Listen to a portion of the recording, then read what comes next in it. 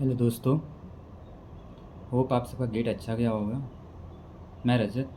मैंने last year gate के बाद बार का एग्ज़ाम दिया था सिविल इंजीनियरिंग से, और मेरा रिटन एग्ज़ाम क्वालिफाई हुआ था।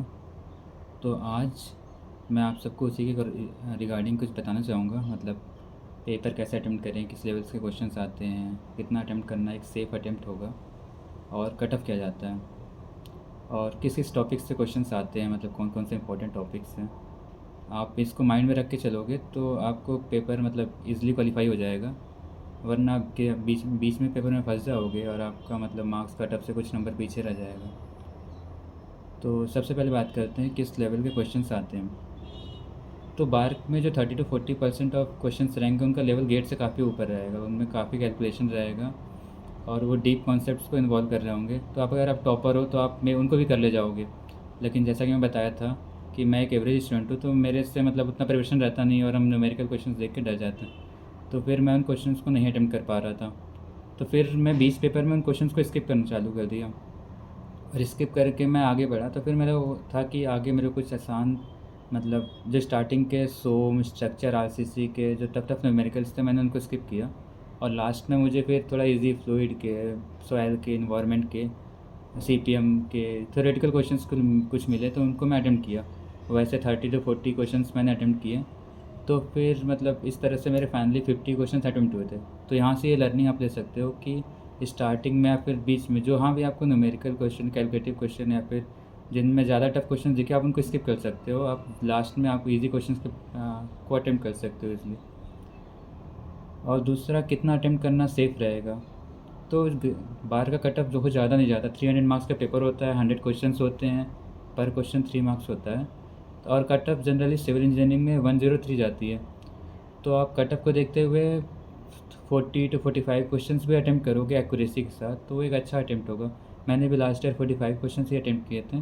कुछ 10 क्वेश्चंस मेरे गलत हुए होंगे, और मतलब मेरे कट ऑफ के बराबर ही मार्क्स थे। तो मैं वही बता रहा हूँ कि मैंने बहुत ज़्यादा क्वेश्चन किया नहीं था, मेरी अच्छी प्रिपरेशन भी नहीं थी।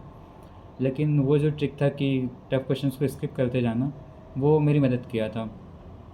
तो आप भी ऐसा कर सकते हो। अब बात करते हैं किस किस टॉपिक से क्वेश्चंस आएंगे आपको पेपर में।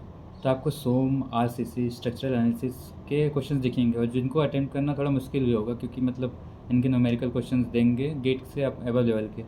लेकिन आपको on the other hand soil, environment और फ्लूइड, सीपीएम और मतलब स्ट्रक्चर के भी, आरसीसी के भी कुछ थ्योरेटिकल या फिर सिंपल क्वेश्चंस मिलेंगे जिनको आप इजीली अटेम्प्ट कर ले जाओगे।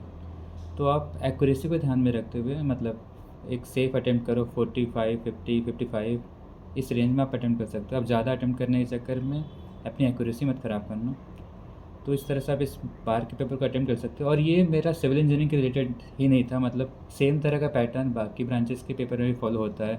जैसे कि केमिकल, मैकेनिकल में अपने दोस्तों से बात किया तो उन्होंने बताया उनके में भी सेम ट्रेंड था। तो आप इसको अटेम्प्ट कर सकते हो। अब जो कि बार का पेपर आउट नहीं होता, तो आपके पास कोई पीवाईक्यू वगैरह नहीं होगा इसको मतलब प्रैक्टिस करने के लिए। तो मैं भी बार का प्रिपरेशन किया नहीं था, मेरा लकली क्वालिफाई हो गया। लेकिन आप क्या करना, मतलब किसी भी मतलब जनरल कोचिंग या फिर किसी का एक टेस्ट सीरीज़ लेके आप प्रैक्टिस करते रहना, जिससे आपके सारे टॉपिक्स टच में रहे। अगर आपके सारे टॉपिक्स टच हैं तो वहाँ पे आपके जो ईजी टू मॉडरेट क्वेश्चंस हैं वो आप अटेम्प्ट कर लोगे। अगर उनसे भी अटेम्प्ट करोगे आपका क्वालिफाई हो जाएगा। और चूँकि ये बस एक क्वालिफाइंग पेपर है तो आपको इसमें मार्क्स की टेंशन लेने की ज़रूरत नहीं है, आपको बस क्वालिफाई करना है इस पेपर को। और इसके बाद आपका सिलेक्शन होगा फाइनल, जिसका मतलब रिटन का रिज़ल्ट 1 मंथ बाद आ जाएगा। तो आपका सिलेक्शन फाइनल इंटरव्यू बेसिस पे होगा।